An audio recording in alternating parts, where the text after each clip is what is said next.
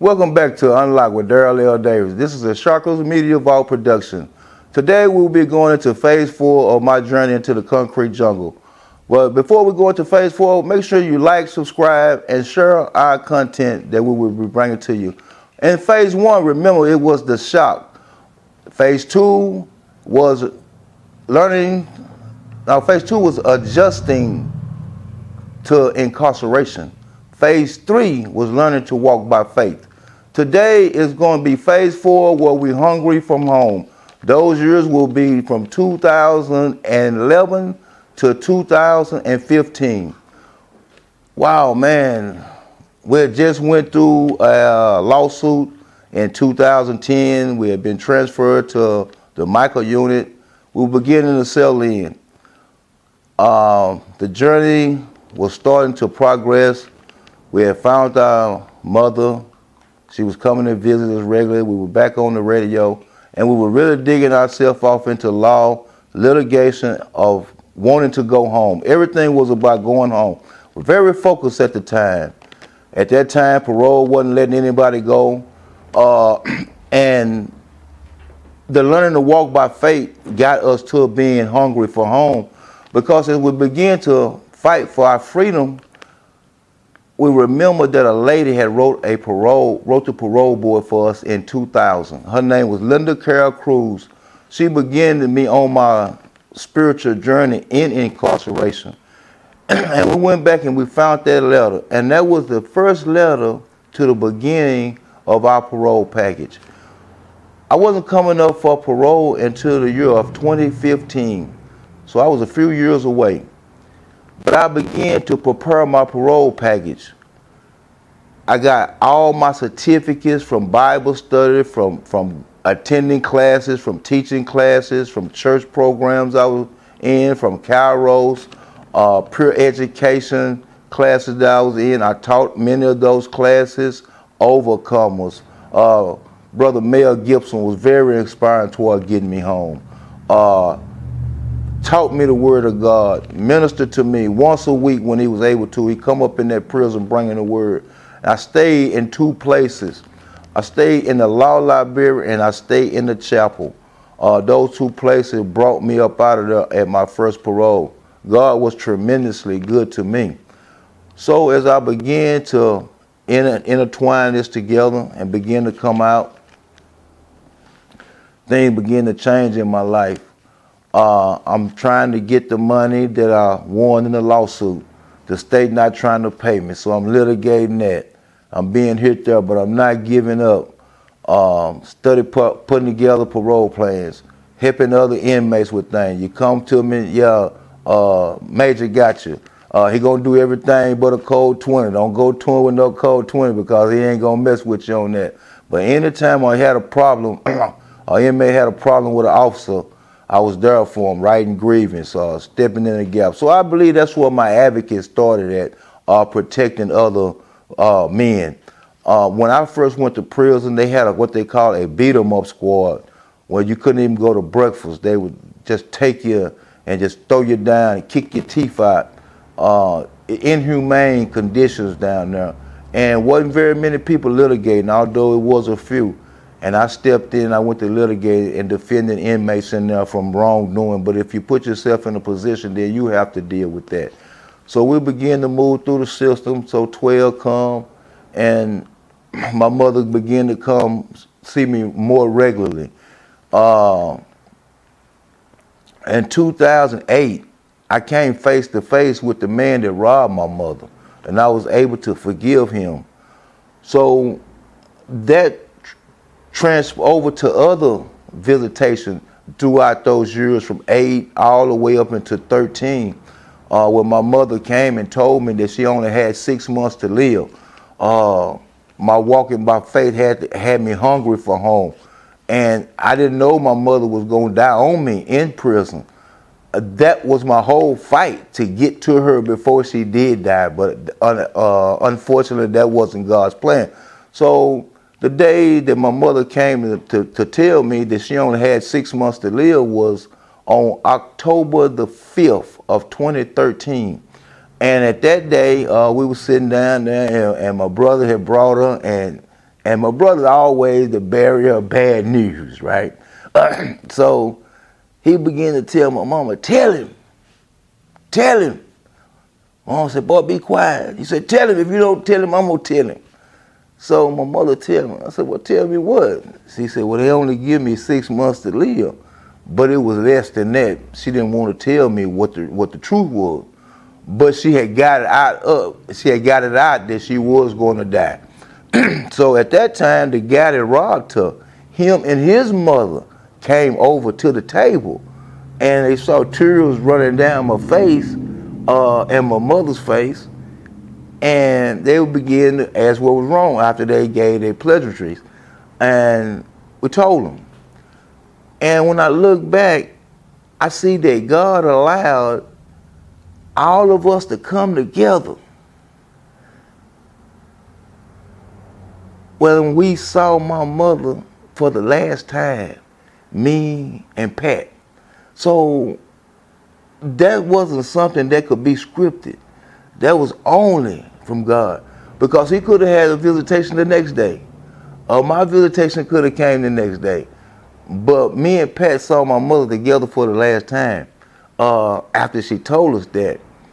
And when I went back, I didn't really see what my mother said because she was strong and she was still healthy, although she was in the wheelchair. But I began to talk to God about it. And God he didn't say anything. I was just going on. So at that time, I had lost my phone privileges because I had got caught with some tobacco. I had an old cat named Jay Black. Jay Black gave me up, went and caught a masturbation case and told the sergeant that I had tobacco in my locker, which was a shock to everybody. But that did happen. So I faded my case and I got 45. For those of you who don't know what 45 is, 45 is major punishment. Meaning you got 45 days cell restriction, you got 45-day commissary restriction, you got 45-day phone restriction. You cannot do anything for 45 days. So while my mama was dying, I couldn't even call her on the telephone because I had a bad judgment. So that cost me a lot. So I couldn't even call to check on her. But by me being in the chaplain's office, God allotted me favor that I could call every now and then to check on my mother. So from October the 5th of 2013, I guess I might have spoke to my mother maybe twice between October and December. My mother lost the capability to speak sometime around December of 2013. But I remember calling home on New Year's Day from the chaplain's office, and I spoke to my niece, and I asked her, how mama doing? She said, I said, mother still alive? She said, yeah. She said, but we don't understand because the doctor said she should have been dead weeks ago. So I said, yeah. So I said, well, put her on the phone. She said she can't talk. I said, well, can she hear her? She said, yeah. So I said, put the phone up to her ear. So I said, Mama, can you hear me? And my niece said she squeezed her hand. So she said, well, she can hear you. So I said, Mama, if you gotta go, go on and go. I'm gonna be all right. So the next day, that morning, you got this little rascal named Mud. Mud was a little bad rascal out of Fort Worth. I always walking behind his shoes, pulling his pants up. He's major. I said, yeah. because they started rolling the doors up top first. And he stayed on 2 row. I lived on 1 row. And they rolled 1 row last this day. This was January the 2nd of 2014. And Mud came by my door. He said, man, I smell death down here by your house. I said, man, that's probably my mama. He said, man, you know I don't play with you like that, dude. He said, I don't play with you at all. I said, no, serious business. I said, that's probably my mama. I said, thank you. So he said, man, you tripping. So I go out the door, and I'm headed up the sidewalk. And I see the chaplain clerk. He said, look out, Mason. I said, yeah. He said, you headed to the chaplain? The chaplain called you yet? I said, nah, what's up? He said, man, chaplain gonna call you. You might want to head around there. So I went on around there. I got the news about my mama. And this was January 2nd, 2014. So I had a legal partner that we would work on cases together, we would litigate together. He said, man, you're not gonna make your first parole. I said, man, the devil is a lie. I said, I'm going home. He said, man, you got a major case too? I said, man, I'm going home. So I began to put my package together, working, thanking God every day. I'm writing the parole board letters. In 2012, I wrote the parole board a letter. 2013, I wrote a parole board a letter. Every year I'm writing parole board a letter. They're telling me the same thing. You ain't up for parole. We put your letter in your file. Every year I get the same response. You ain't up for parole. We put your letter in your file. But I'm building a parole package. So when my time come in December of 2014, because they bring you up 6 months early.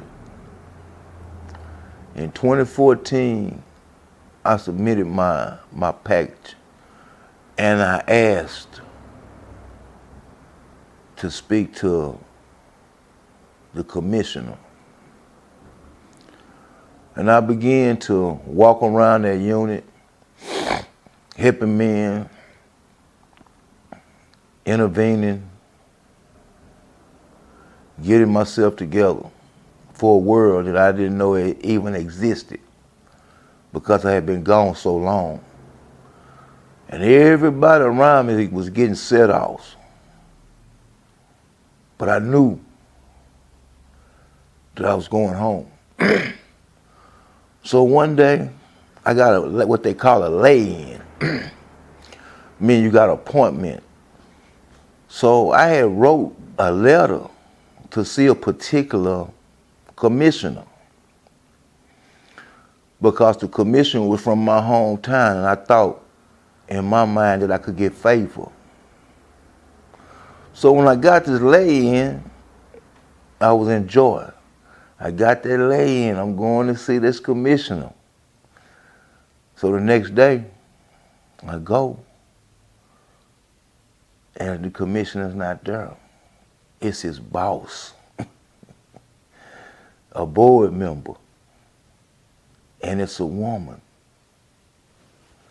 And my crime is against a woman. So I was like, wow. And I've been wrestling with what are you going to tell these people